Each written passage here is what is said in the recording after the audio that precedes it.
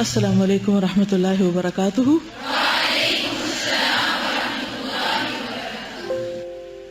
نحمده ونصلی علی رسولہ الکریم، اما بعد فاعوذ باللہ من الشیطان الرجیم، بسم اللہ الرحمن الرحیم۔ رب اشرح لی صدری ویسر لی امری واحلل عقدۃ من لسانی یفقہوا قولی۔ کل کے لیسن میں سے کوئی ایسی بات جس پر آپ نے گھر جا کر غور و فکر کیا ہو؟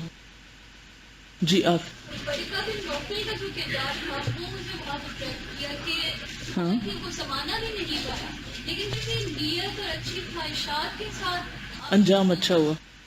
ورقہ بن نوفل کا کردار جو تھا وہ ان کو بہت اٹریکٹ کیا کہ کس طرح اس نے آپ صلی اللہ علیہ وسلم کے پاس جب حق آیا تو اس کی فوراً تائید کی، آپ کو انکریج کیا اور نیت اور ارادہ کر لیا کہ اگر میں زندہ ہوا تو بھرپور طور پر آپ کا ساتھ دوں گا۔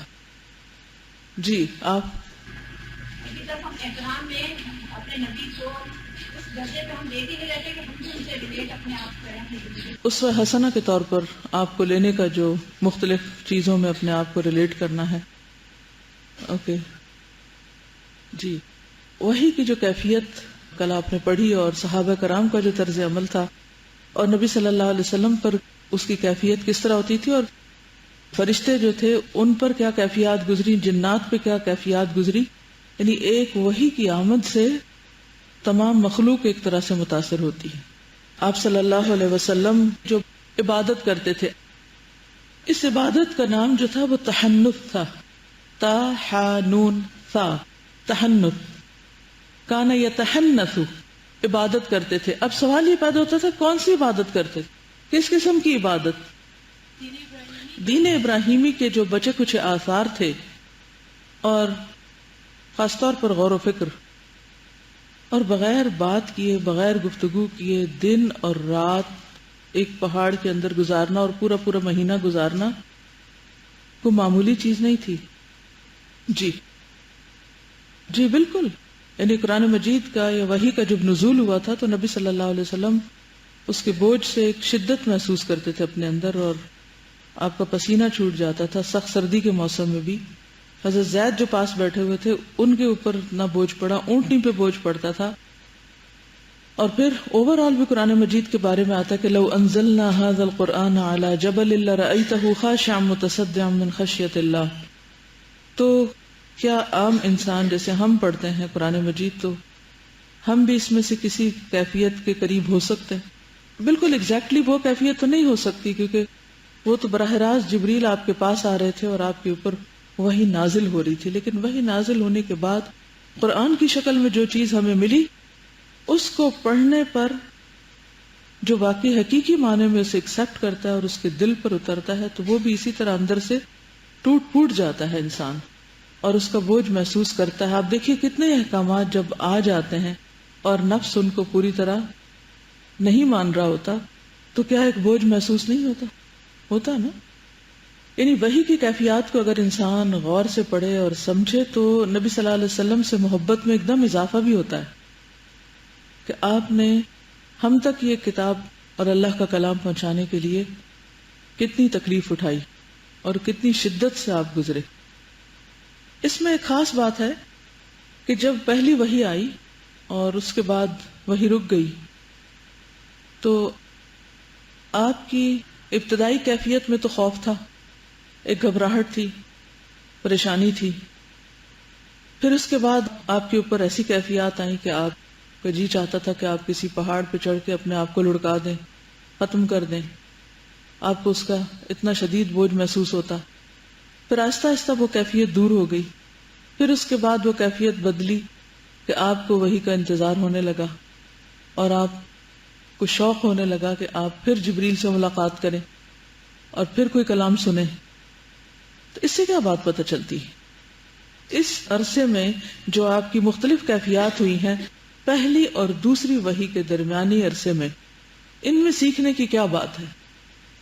جی قرآن کو جب شروع کیا جاتا ہے تو اکثر لوگوں کے دل میں، مجھے بھی ایسا فیل ہوتا ہے کہ پتہ نہیں میں یہ کرتا ہوں کہ نہیں کرتا ہوں، بہت بوجھ، جیسے جیسے وہ دل پر اثر کرتا ہے نا پھر شوق بڑھتا جاتا ہے۔ جی ہاں، پہلا انٹریکشن جو ہوتا ہے قرآن مجید کے ساتھ اس کے بعد کی کیفیات کچھ اور ہوتی ہیں. انسان ڈاواڈول بھی ہوتا ہے کہ پتہ نہیں میں اس کو سیکھ پاؤں یا نہیں, یا مجھے سمجھ آئے بھی یا نہیں, یا میں اس کا حق ادا کر سکوں یا نہیں.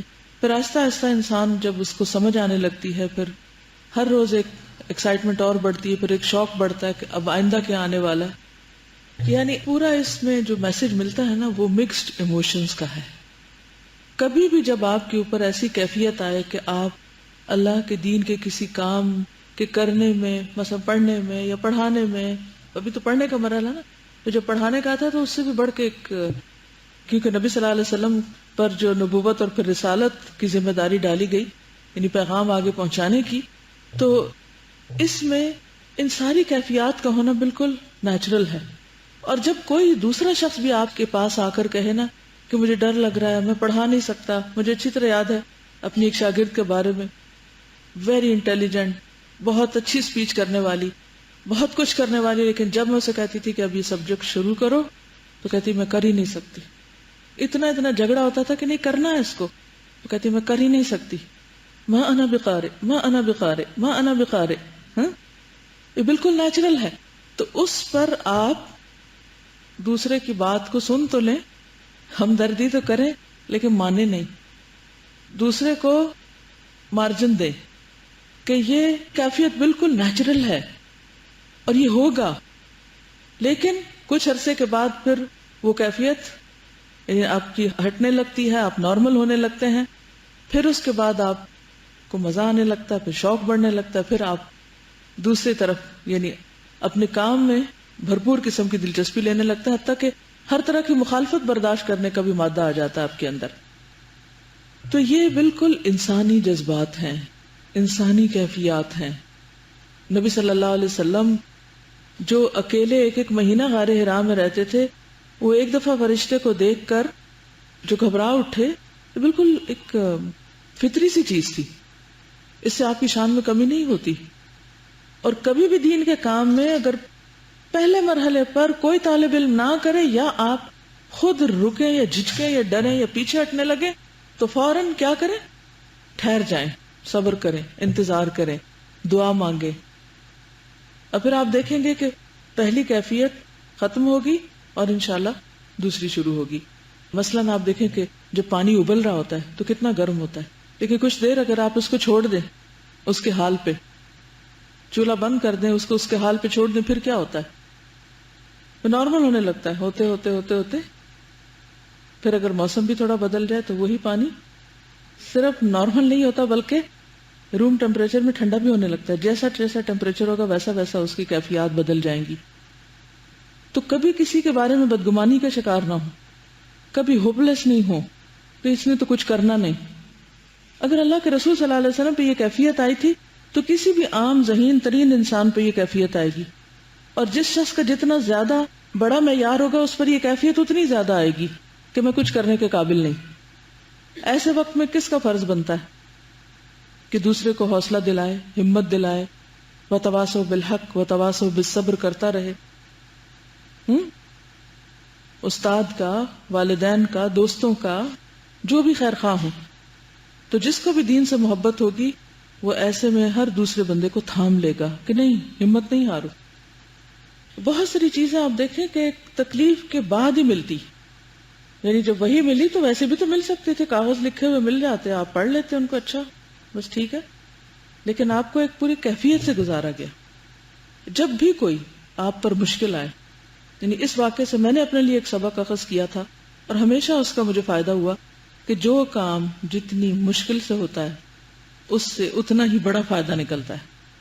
تو مشکلات سے گھبرائیں نہیں. جو شخص آپ کو جتنا تنگ کرے اتنا ہی آپ کے لیے فائدہ مند ہوگا, یعنی دین کے راستے میں. اگر اللہ اس کو سمجھ دے دے, ایمان دے دے, ہدایت دے دے, جیسے حضرت عمر تھے اور بھی کئی صحابہ تھے, تو آگے جا کر انہوں نے اسلام کی بڑی بڑی خدمت کی. کبھی کسی سے مایوس نہ ہو. ہدایت ہمارے ہاتھ میں نہیں, اللہ کے ہاتھ میں ہے. جب بھی کسی انسان کے اوپر کوئی مشکل وقت آتا ہے تو عموماً اس کو اپنی خیر بھلائی اور اچھے پوائنٹس جو ہیں وہ بھول جاتے ہیں. لیکن کس طرح حضرت خدیجہ رضی اللہ تعالی عنہا نے اس وقت آپ صلی اللہ علیہ وسلم کو ایسا لگتا ہے کہ جیسے انہوں نے گن کے رکھی ہوئی تھی خوبیاں, فوراً ایک جملے میں بتا دی ہمیں تو کسی کے بارے میں بتانا ہو یا یہ کہ کسی کی شخصیت کو ڈسکرائب کرنا ہو تو وقت لگے کہ اچھا ذرا سوچے تو صحیح، اور شاید کوئی نظر آئے تو اس کے اوپر کلاؤڈ آ جائے اس کی کسی خامی کا، تو منہ کھلے ہی نہ بتانے کے لیے.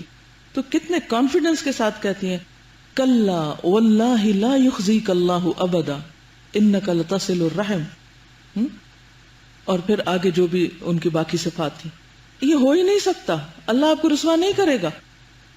تو اسی طرح اگر کسی شخص سے کوئی غلطی ہو جاتی ہے اور ہمیں بتاتا ہے اور وہ اس وقت نیچے کو لڑک رہا ہے کہ نہیں میں تو اب یہ کر ہی نہیں سکتا اور مجھ میں تو ہمت ہی نہیں، اور سارا اس کا کانفیڈنس ختم ہو جائے، تو اس وقت اس کو کہے نہیں، آپ نے اتنے اور اتنے اور اتنے اچھے کام کیے ہوئے ہیں، یہ ہو نہیں سکتا کہ اللہ تعالیٰ آپ کو ایسے پھینک دے، اللہ آپ سے ضرور اپنے دین کی خدمت لے گا. تو مثبت سوچ جو ہے اور دوسرے کی مدد کرنا اور دوسرے کو خیر کی طرف بڑھانا اور اس کی طرف سے آنے والے منفی رویے کو برداشت کرنا، صبر کرنا، یہ انتہائی ضروری ہے. دین کے کام میں جو افراد تیار ہوتے ہیں وہ اسی طریقے پر ہوتے ہیں، ورنہ اگر ہم دوسروں کی چھوٹی چھوٹی خامیاں چننے کے لیے بیٹھ جائیں تو ہر ایک کو اپنے سے کاٹ کے رکھ دیں گے، پھر کام کون کرے گا. ایک اور چیز جو سیکھنے کی ہے اس میں جو فترۃ الوحی کا پیریڈ ہے کہ نبی صلی اللہ علیہ وسلم کو کس طرح شوق تھا کہ جبریل آئیں اور مزید وحی نازل ہو. کیا اگر کسی وجہ سے کسی سبب سے ہم سے کبھی قرآن کا کوئی کام چھوٹ جائے، مثلا خواتین ہیں پڑھتے پڑھتے پریگنینسی آ گئی، طبیعت خراب ہو گئی، چھٹی کرنی پڑ گئی، ہسبینڈ کی ٹرانسفر ہو گئی، کسی اور شہر میں چلے گئے، بیچ میں گیپ آ گیا، کوئی اور رکاوٹ آ گئی، کام روک دیا گیا، اس دوران ہماری کیا کیفیت ہوتی ہے کہ چلو شکر ہے آرام ملا، یہ روز روز کی کھپ ختم ہوئی، یا یہ کہ ہم اس انتظار میں رہتے ہیں اور ہمارے اندر بھی یہ تڑپ باقی رہتی ہے کہ پھر وہ کون سا وقت آئے گا کہ میں دوبارہ یہ کام کر سکوں. جتنا ہمارے اندر کا شوق ہوگا اسی کے مطابق اللہ تعالی ہم سے وہ کام کروا لے گا. جی ہاں، جب ایسا پیریڈز کا گیپ آتا ہے تو خواتین نماز روزہ وغیرہ سے دور ہوتی ہیں، تو اس میں بھی انسان کو یہ نہیں کہنا چاہیے کہ چلو ٹھیک ہے موج ہو گئی اور دوبارہ پہلے سے بھی نیچے چلا جائے، بلکہ اس عرصے میں شوق رہے کہ اچھا کب وقت آئے میں دوبارہ نماز پڑھوں. یہ نہیں کہ او ہو پھر میں پاک ہو گئی اور اب نماز شروع ہو گئی. نہیں، اللہ کی عبادت اور اللہ کے ذکر اور اللہ کے دین کے کام کے لیے انسان کو ایک شوق کا اظہار کرنا چاہیے اور اس کا انتظار ہونا چاہیے اور اس کے لیے دعا کرنی چاہیے، اس کے لیے ایک تڑپ ہونی چاہیے. اور ایک اور بات یہ کہ دین کا کام سیکھنے، پڑھنے، سکھانے، ان سب چیزوں کے لیے یکسوئی چاہیے ہوتی ہے، اور اس یکسوئی کے ساتھ انسان جو غور و فکر کر سکتا ہے اور معاملات کی تہہ تک پہنچ سکتا ہے. تو جو غار حرا کا دور تھا اس میں آپ صلی اللہ علیہ وسلم کو ان تمام تجربات سے آئندہ کے لیے تیار کیا جا رہا تھا. انا سنلقی علیک الذین اصطفی، صفحہ نمبر 52. تبلیغ کا آغاز. ان آیات کے اترنے کے بعد یعنی سورۃ المدثر کی آیات، نبی صلی اللہ علیہ وسلم دعوت و تبلیغ کے کام میں لگ گئے. چونکہ آپ کی قوم اکھڑ اور بت پرست تھی، باپ دادا سے جو کچھ ہوتا آیا تھا اسی کو حق سمجھتی تھی. کیسی قوم تھی؟ اکھڑ، بت پرست، باپ دادا کی پیروکار. اس میں اکڑ اور تکبر بھی بہت تھا. نیز وہ اپنے معاملات کے فیصلے تلوار سے کیا کرتی تھی. اس لیے اللہ تعالیٰ نے آپ صلی اللہ علیہ وسلم کے لیے یہ راستہ چنا کہ تبلیغ کا کام خاموشی اور رازداری سے کریں. اس کو انڈر لائن کر لیجئے. تبلیغ کا کام خاموشی اور رازداری سے کریں، اور صرف اسی کو مخاطب کریں جو بھلا، حق پسند اور قابل اطمینان ہو، اور ان میں بھی سب سے پہلے اپنے گھر، کنبے، قبیلے اور دوست احباب کو دعوت دیں. اس سے ایک زبردست حکمت پتہ چلتی کہ نقطہ آغاز کیا ہے، کہاں سے شروع کریں گے. قریب ترین سے، جن پر آپ کو اعتماد ہے، جو آپ کی بات سنیں، اور خاموشی اور رازداری کے ساتھ. اس کے دو فائدے ہیں. ایک تو یہ کہ انسان کے قریبی لوگ جب کسی مشن میں اس کا ساتھ دیتے ہیں تو اس کے لیے ایک بہت بڑی سپورٹ ہوتی، اس کو حوصلہ ہوتا ہے. موسیٰ علیہ السلام نے دعا مانگی تھی کہ وَاجْعَلْ لِي وَزِيرًا مِّنْ أَهْلِي هَارُونَ أَخِي، کہ اللہ میرے گھر والوں میں سے میرا ایک مددگار بنا دے میرے بھائی ہارون کو. تو انسان کے لیے ایک تسلی کی بات ہوتی. دوسرا یہ کہ جب بھی انسان کوئی نیا کام شروع کرتا ہے تو اس کے سارے پہلوؤں سے واقف نہیں ہوتا پوری طرح کہ اس میں کیا کیا مشکلات ہیں. ایک دم انسان اگر بڑا سٹیپ لیتا ہے تو وہ اس کو بعض اوقات پورا نہیں کر پاتا، اس بوجھ کو اٹھا نہیں سکتا. جب آپ تھوڑے سے آغاز کرتے ہیں، منیمم سے آغاز کرتے ہیں، تو اس کا فائدہ کیا ہوتا ہے کہ ساتھ ساتھ آپ کی طاقت بھی بڑھتی جاتی. جو کام بڑھتا ہے آپ کی ہمت میں بھی اضافہ ہوتا ہے، طاقت میں بھی. اور پھر جب آپ کو بڑا کام کرتے ہیں تو اس کا کرنا آپ کے لیے مشکل نہیں رہتا. لیکن اگر آپ اپنی ہمت سے بڑھ کر اپنے اوپر بوجھ ڈال لیتے ہیں تو جلد ہی تھک کے بیٹھ جاتے ہیں. اور خاموشی اور رازداری، کیونکہ انسان کو اپنے ماحول کے، اپنے گھر کے، اپنے خاندان کے، اپنے معاشرے کے، اپنے سوسائٹی، اپنے ارد گرد کے جس خاص قسم کے ماحول میں وہ رہتا ہے، ان سب کی ضرورت کو مد نظر رکھ کر کام شروع کرنا چاہیے. بعض لوگ ایسے کاموں میں ہوتے ہیں جو نہایت سینسیٹیو نیچر کے ہوتے ہیں، وہاں پر دین کی تبلیغ آسان کام نہیں ہوتی، اور اوپنلی تبلیغ کرنے کا مطلب ہے وہاں اپنے آپ کو مشکل میں ڈالنا. تو اس لیے ہر اعتبار سے یہ اسٹریٹجی بہت فائدہ مند تھی کہ آپ نمبر 1 رازداری سے کام لیں، نمبر 2 قابل اعتماد لوگوں تک بات لے جائیں، اور اپنے گھر والوں سے آغاز کریں. ہمارے لیے کیا سبق؟ مثلا ایک لڑکی کی شادی ہوتی، نیا خاندان ہے، نہ وہ ان کو جانتی ہے نہ وہ اس کو جانتے ہیں، طور طریقے، کلچر، ہر چیز فرق ہے. اور وہ وہاں جاتے ہی درس کی مجلس سجا لیتی اور ہر طرف فلائر بانٹ دیتی. گھر والوں کو سمجھا ہی نہیں، ابھی رشتہ داروں کو جانا ہی نہیں. وہ لائے ہیں ایک بہو، اور وہ اپنے آپ کو پیش کر رہی ہے ایک مبلغہ کے طور پر. اور پھر تعلقات کا، ریلیشن شپ کا آغاز کہاں سے ہوتا ہے؟ کانفلکٹ، لڑائی جھگڑا، کانفلکٹ آف انٹرسٹ، ایک دوسرے کی مخالفت. جب آپ کے اپنے قریب ترین لوگوں کے ساتھ تعلقات بگڑتے ہیں تو آپ دوسروں کے لیے اچھی اگزامپل بنتے نہیں، دوسرے آپ کے دین کو ملامت کرتے ہیں. جب کوئی بھی انسان حکمت کے بغیر صرف ڈنکے کی چوٹ پہ الل اعلان، بس جوش میں آ کر دین کا کام کرنا چاہتا ہے تو بعض اوقات سنوارنے کی بجائے بگاڑتا زیادہ ہے. تو اپنی نیچر کو سمجھیں، اپنے آس پاس کو سمجھیں، اور یہ دیکھیں کہ آپ کتنا بوجھ اٹھانے کے قابل ہیں. 1000 میل کا سفر بھی ایک قدم اٹھانے سے شروع ہوتا ہے، پہلے قدم. اس میں اگر آپ ایک بچے کے چلنے کو اپنے ذہن میں رکھیں کہ بچہ چلنا کیسے سیکھتا ہے، سب سے پہلے وہ کیا کرتا ہے؟ اٹھ کے کھڑا ہونا چاہتا ہے، لیکن اس کی ٹانگوں میں بھی جان نہیں. وہ کھڑا ہوتا ہے کسی بھی چیز کو پکڑ کے، سہارا چاہیے. اب سارے اس پروسیس کو غور سے دیکھیے کہ بچہ کیسے چل رہا ہے. کھڑا ہوتا ہے، پھر گر جاتا ہے، پھر پکڑتا ہے، پھر کھڑا ہوتا ہے. کئی دفعہ گرنے کے بعد وہ کھڑا ہوتا ہے، پھر اس کے چارپائی یا کسی بھی چیز کو پکڑ کر قدم قدم چلتا ہے، پھر کسی چیز کے ساتھ اٹک جاتا ہے، پھر گر جاتا ہے، پھر کرتا. پھر اگر آپ نے کسی بچے کو بغیر سہارے کے پہلی دفعہ چلتا دیکھا ہو، یاد ہو اگر آپ کو کہ کس طرح وہ ایک آدھ قدم اٹھاتا ہے اور ماں کے گلے لگتا ہے کہ میں نے یہ مرحلہ سر کر لیا ہے، اور وہ بھی اس کو گلے لگا کر خوب پیار کرتی اور خوب تھپکیاں دیتی کہ تم نے تو دنیا کا سب سے بڑا کام کیا ہے، شاید پہلی دفعہ یہی کر رہا ہے اور تو کبھی کسی نے کیا نہیں. پھر اس کے بعد وہ چلتا ہے، پھر گرتا ہے، پھر گیلے سے پھسلتا ہے، پھر کسی چیز سے اٹکتا ہے، پھر کئی چوٹیں کھاتا ہے، پھر کسی دروازے سے لگتا ہے، پھر کتنے مرحلے آتے ہیں.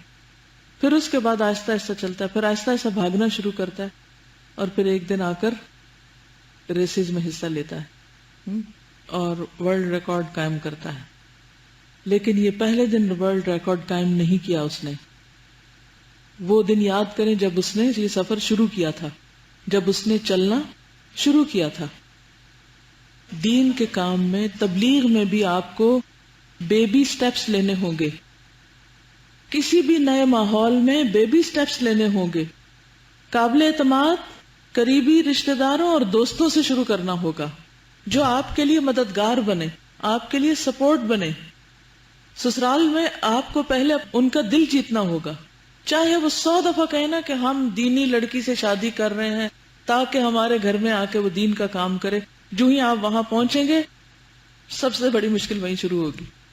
وہ دین کو ایک طرف رکھ دیں گے، پہلے وہ اپنے ذاتی انٹرسٹ کو دیکھیں گے کہ انہیں کھانا وقت پہ مل رہا ہے یا نہیں، گھر صاف ہے یا نہیں، شام کی چائے بھی تیار ملتی ہے یا نہیں، اور یہ ہمارے میں کتنا انٹرسٹ لیتی ہے.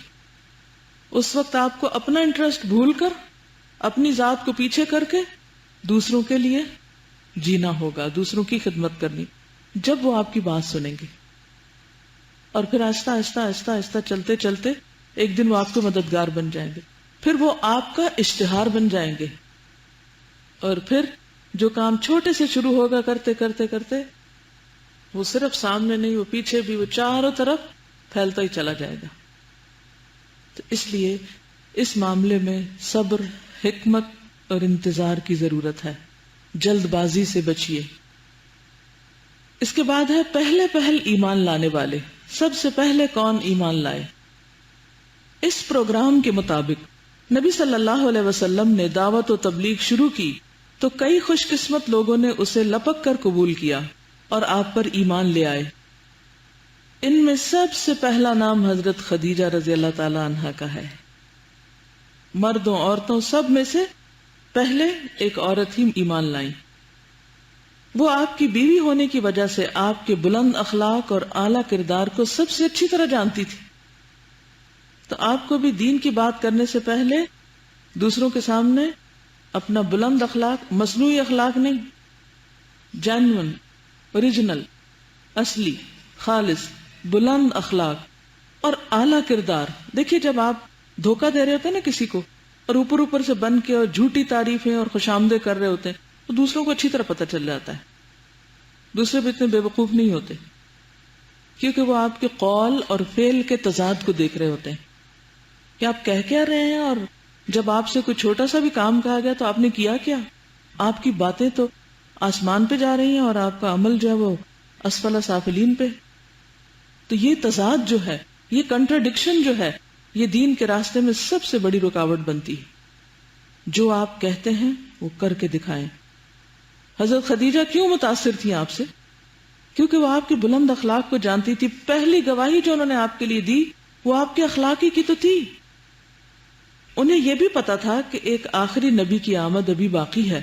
وہ آپ کے تعلق سے کچھ معجزانہ حالات اور واقعات بھی سن چکی تھی، اور آپ صلی اللہ علیہ وسلم میں نبوت اور رسالت کی جھلک بھی دیکھ چکی تھی.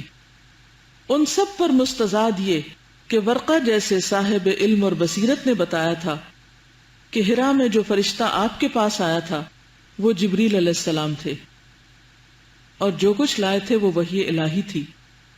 اور سب سے آخری بات یہ کہ سورت مدثر کی ابتدائی آیات جب اتر رہی تھی تو حضرت خدیجہ رضی اللہ تعالی عنہا بنفس نفیس وہاں موجود تھی. تو سب سے پہلے وحی کا مشاہدہ کرنے والی خود حضرت خدیجہ تھی. اس لیے یہ بالکل فطری بات تھی کہ وہ سب سے پہلے ایمان لاتی، کیونکہ وہ آپ کو انسائیڈ آؤٹ جانتی تھی، اچھی طرح پہچانتی تھی. چونکہ وہ سب سے پہلے اسلام لائیں، اس لیے انہی کو سب سے پہلے جنت کی خوشخبری ملی. جو جس کام میں جتنا آگے بڑھ جاتا ہے اتنا ہی اس کا اجر پہلے ثابت ہو جاتا ہے. اور وہ خوشخبری کیا تھی؟ ایک مرتبہ حضرت جبریل علیہ السلام آئے حضور صلی اللہ علیہ وسلم کے پاس. فرمایا کہ یا رسول اللہ، یہ خدیجہ آ رہی ہیں، ان کے پاس ایک برتن ہے جس میں سالن، کھانا یا پانی ہے، یہ کچھ کھانے کی چیز لا رہی ہیں. جب وہ آپ کے پاس پہنچ جائیں تو ان کو ان کے رب کی طرف سے اور میری طرف سے سلام کہیں. ان کو جنت میں موتیوں سے بنے محل کی خوشخبری دیں.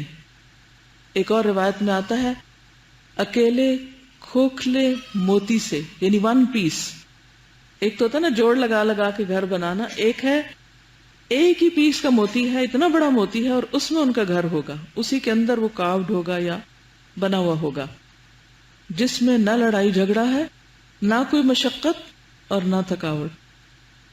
جب آپ بڑے سے بڑا گھر بنا بھی لیتے ہیں دنیا میں، خوبصورت سے خوبصورت، اور اس کو اچھی طرح سجا بھی لیتے ہیں، تو لڑائی جھگڑے آپ نہیں روک سکتے، چاہے بچوں میں ہو، چاہے ہسبینڈ وائف کا ہو، چاہے سسرالی رشتہ داروں کے ساتھ ہو یا ہمسایوں کے ساتھ یا کسی کے ساتھ، وہ آپ کے بس کی بات نہیں۔ انسان آپ کے ہاتھ میں نہیں ہوتے۔ اگر آپ سے نہ بھی لڑنے، مثلا آپ خود نہیں لڑنے والے، تو آپس میں جو لڑتے ہیں اس سے بھی طبیعت میں ملال آتا ہے۔ اور دوسری چیز، نہ کوئی تھکاوٹ، جتنا بڑا گھر اتنا زیادہ کام۔ آج آپ گھر میں جا کر دیکھیں ایک ایک چیز کو، جتنی زیادہ چیزیں نا آپ کے پاس، اتنا ہی آپ کا صفائی کا ٹائم بہت بڑا ہوگا، کیونکہ ہر چیز صفائی مانگتی، ہر چیز، سارے برتن، ساری کتابیں، الماریاں، فلورز، ڈسٹ بن، ایک ایک چیز۔ میں نے جب اس نظر سے اپنے گھر کو دیکھنا شروع کیا تو میں حیران ہو گئی کہ ہر چیز کو صفائی چاہیے، ہر چیز کو۔ تو میں نے کہا کہ اس وقت کو کم کرنے کا طریقہ کیا ہے کہ کچھ چیزوں کو جو زیادہ ضرورت کی نہیں ان کو اور کم کر دیا جائے۔ اور اب بھی میں ہر روز دیکھتی ہوں کہ میں کون سی چیز کم کر سکتی ہوں، کون سی چیز نکال سکتی ہوں کہ جس کے بغیر میرا گزارا ہو سکتا ہے، کیونکہ جتنا زیادہ سامان اتنی زیادہ صفائی۔ اور پھر بعض اوقات فرنیچر بنا ہوا ایسے ہوتا ہے کارونگ، اس کے ایک ایک بل خم سے آپ ڈسٹ نکالو، وقت کس کا لگ رہا ہے؟ اتنے میں آپ 2 نفل پڑھ لیں جتنے میں ایک میز صاف ہو۔ لیکن ہم دنیا کی محبت میں ایسی ایسی چیزیں خرید کر اپنے اوپر بوجھ لاد لیتے ہیں کہ جن کی خدمت اور چاکری کرتے ہوئے ہماری زندگی بیت جاتی۔ تو بہرحال اللہ تعالیٰ نے حضرت خدیجہ کو دنیا میں ہی جنت کی بشارت دی اور موتیوں کے محل کی، اور حضرت خدیجہ نے اپنی ذات، اپنے علم، اپنے مال، اپنی محبت، تعاون، ہر طریقے سے اس مشن میں آپ کا ہاتھ بٹایا اور اپنا حصہ ڈالا، ایک ایک چیز کے ساتھ پوری طرح وہ آپ کی مددگار بن گئی۔ وہ کہتے ہیں نا کہ کسی بھی بڑے آدمی کے پیچھے ایک بڑی عورت ہوتی ہے، تو حضرت خدیجہ نے وہ کردار بھی ادا کیا۔ اس کے بعد ادھر ان آیات کے اترتے ہی نبی صلی اللہ علیہ وسلم اپنے جگری دوست ابو بکر رضی اللہ تعالیٰ عنہ کے پاس گئے۔ نبی صلی اللہ علیہ وسلم کے دور جاہلیت میں کچھ اچھے اچھے دوست بھی تھے، ان میں سے ایک حکیم بن حزام ہے، ایک ابو بکر ہے، ایک ضماد ہے، ضاد میم الف دال، اور اس کے علاوہ بھی یہ بہت اچھی نیچر کے لوگ تھے، بہت سوبر، کیونکہ انسان اپنے دوستوں سے پہچانا جاتا ہے۔ تو بہرحال حضرت ابو بکر صدیق ان سب میں زیادہ آپ کے قریب تھے۔ ہوتا ہے نا دوستوں کے بھی درجے ہوتے ہیں، اور ان میں سے کوئی بس دوست ہوتے ہیں لیکن کوئی بہت خاص دوست ہوتے ہیں، تو یہاں ان کو کہا وہ جگری دوست تھے۔ یہ جو جگری کا لفظ ہے نا، اس کو تھوڑا سا سمجھ لیجئے۔ بعض کے خیال میں انسانی جسم کے اندر 3 مقامات بڑے اہم ہیں، ایک انسان کا دل، ایک اس کا دماغ اور ایک اس کا جگر۔ صحت کے اعتبار سے بھی اگر ان میں سے کسی چیز کو کوئی نقصان پہنچے تو انسان پھر کام کے قابل نہیں رہتا، زندگی بھی باقی نہیں رہتی بعض اوقات۔ تو وہ کہتے ہیں کہ دماغ سوچ کا مجموعہ ہے، دل جذبات کا ہے، اور جگر میں نفس ہے، اللہ عالم یہ کہا جاتا ہے۔ تو جگری دوست کا مطلب کیا ہے کہ وہ چیزیں جو انسان کے نفس کو بھاتی۔ تو دوست جو ہوتے ہیں ان کے لیے انسان کا دل دماغ سے زیادہ ان کا نفس اس میں کار فرما ہوتا ہے۔ یہ ایک جنرل بات کر رہی ہوں، اس سے تعلق نہیں کہ حضور صلی اللہ علیہ وسلم اور حضرت ابو بکر کا جو خاص تعلق تھا اس کو جگری دوست سے کیوں تعبیر کیا گیا، اور انہیں اپنی نبوت اور رسالت سے آگاہ کرتے ہوئے ایمان لانے کی دعوت دی۔ اب یہ بھی بالکل فطری سی بات ہے نا کہ جب آپ کو کوئی خوشی ملتی، جب کوئی اہم خبر پتہ چلتی، کوئی چیز جو آپ کو حیران کرتی، کوئی چیز جو ان یوزول ہوتی، آپ سب سے پہلے اپنے گھر والوں کو بتاتے ہیں جو قریب ہوتے ہیں، پھر اس کے بعد دوستوں سے شیئر کرتے ہیں۔ بعض اوقات اگر گھر والے آپ کی باتوں میں کوئی انٹرسٹ نہیں لیتے تو پھر کیا کرتے ہیں؟ گھر والوں کو بتاتے ہی نہیں ہیں، کیونکہ آپ کو پتا ہے انہیں سمجھ ہی نہیں آئے گی کہ آپ کیا سوچ رہے ہیں، تو آپ سب سے پہلے دوستوں کو ہی بتاتے ہیں، اور اس میں بھی کوئی حرج نہیں، اور انہیں اپنی نبوت اور رسالت سے آگاہ کرتے ہوئے ایمان لانے کی دعوت دی۔ یہاں ایک اور بڑا اہم نقطہ ہے، بعض اوقات لوگوں کو دیکھا گیا کہ وہ خود قرآن پڑھتے ہیں لیکن دوستوں کو نہیں بتاتے کچھ بھی، ان سے چھپا کر رکھتے ہیں۔ کس ڈر سے؟ ان کے چھٹ جانے کے خوف سے۔ انہیں پتا ہے کہ ہمارے دوستوں کا انٹرسٹ کچھ اور ہے، ہمارا بھی پہلے وہی تھا۔ دوستوں کو تو انسان خوب اچھی طرح جانتا ہوتا ہے نا، اور دوست کو بنتا بھی اس وقت ہے جب انٹرسٹ کامن ہوتا ہے، کوئی چیزیں آپ کی اور کسی انسان کے بیچ میں کامن ہوتی ہیں تب دوستی ہوتی ہے، ورنہ دوستی کی ضرورت نہیں ہوتی ہے۔ کسی بھی راہ چلتے انسان سے دوستی نہیں ہوتی، وہ تو کہتے نا دوست ہوتا نہیں ہر ہاتھ میں لانے والا۔ انسان بہت سے لوگوں سے ملتا جلتا ہے، اچھے اخلاق کا مظاہرہ کرتا ہے، لیکن یہ ضروری نہیں ہوتا کہ جس سے ملے وہی دوست ہو گیا۔ ہاں؟ تو اب ہمیں پتا ہوتا ہے کہ ہمارے دوستوں کا مزاج کیسے، پھر ہم ان سے دین کی کوئی بات شیئر نہیں کرتے، ہمارے اور ان کے درمیان گیپ آنا شروع ہو جاتا ہے، آتے آتے بالکل دو مختلف سمتوں پہ ہم چل پڑتے ہیں۔ کیا ایسا کرنا چاہیے؟ نہیں کرنا چاہیے۔ حکمت کے ساتھ، محبت کے ساتھ، اچھے انداز میں اپنے دوستوں تک بات پہنچانی چاہیے، پھر ان کا جی چاہے تو ساتھ رہیں اور جی نہ چاہے تو چھوڑ دیں، کیونکہ یا آپ ان پہ اثر انداز ہوں گے یا وہ آپ پر اثر انداز ہو جائیں گے۔ تو بہتر ہے کہ آپ ان پہ اثر انداز ہو جائیں، ورنہ وہ آپ کے دین کو سخت نقصان دیں گے۔ تو بہرحال آپ صلی اللہ علیہ وسلم نے حضرت ابو بکر کو پیغام دیا، انہوں نے بے کھٹک ایمان قبول کر لیا۔ دوستوں کی بھی قسمیں ہوتی ہیں نا، انہوں نے ایک لمحے کے لیے بھی کوئی تردد نہیں کیا اور فوراً تصدیق کرتے ہوئے حق کی شہادت دی، چنانچہ وہ اس امت کے سب سے پہلے مؤمن ہیں۔ وہ آپ سے 2 سال چھوٹے تھے اور آپ کا کھلا چھپا سب جانتے تھے، لہذا ان کا ایمان لانا آپ صلی اللہ علیہ وسلم کی سچائی کا بہترین ثبوت ہے۔ ابن کثیر کہتے ہیں کہ ابو بکر کا ایمان لانا نبی صلی اللہ علیہ وسلم کے لیے سب سے زیادہ فائدہ مند ہوا۔ ایک تو یہ چونکہ آپ کے دوست تھے اور آپ نے ان کی تصدیق کی تو آپ کی سچائی کی دلیل بن گئے۔ دوسرے یہ کہ ابو بکر بہت مالدار تھے، حضرت خدیجہ کے بعد حضرت ابو بکر نے بھی اپنا مال اور ایک موقع پر تو سارا مال اللہ کے راستے میں خرچ کیا۔ پھر یہ تھا کہ وہ سوسائٹی کے ایک انفلوئنشل شخص تھے، لوگ ان کی بات مانتے تھے، زبردست صاحب علم تھے، عربوں کی تاریخ جانتے تھے، ان کے نسب نامے جانتے تھے، لہذا جب کبھی وہ حضور صلی اللہ علیہ وسلم کے ساتھ تبلیغی دورے پر نکلتے تھے تو انہوں نے اپنے اس علم سے کہ وہ قبائل کو جانتے تھے آپ کو بہت فائدہ دیا اور لوگوں کو بہت اچھی طرح ہینڈل کیا۔ اسی لیے اللہ سبحانہ وتعالیٰ نے ہجرت کے سفر میں بھی آپ کا انتخاب کیا تھا، ہجرت کے سفر میں آپ کا ساتھ دینے کے لیے۔ تو بہرحال ابو بکر رضی اللہ تعالی عنہ بغیر کسی جھجک کے مسلمان ہو گئے۔ حضرت عمر سے حضور صلی اللہ علیہ وسلم نے ایک موقع پر کہا تھا کہ ان اللہ بعثنی الیکم فقلتم کذبت وقال ابو بکر صدقہ، کہ آپ نے جس کو بھی اسلام کی دعوت دی وہ ڈاواں ڈول ہوا، ہچکچایا، تذبذب میں پڑ گیا، غور کرتا رہا۔